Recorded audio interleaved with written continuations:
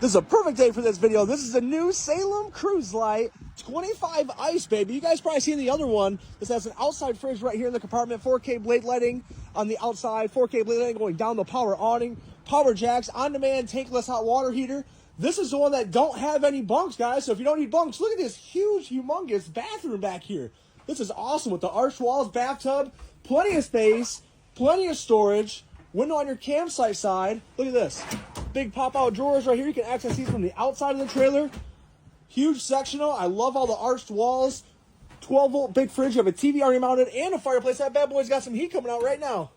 Hidden pantry behind here. Where else should you put all the snacks? Electric tilt, king-size bed, and a private room right up front. This is a Salem Cruise Light 25 ice. Extra closet. This is amazing. Get it with Tony T. Thank you guys so much for following. Thank you guys so much for purchasing right over the phone. It's Tony T. I got delivery available to any state.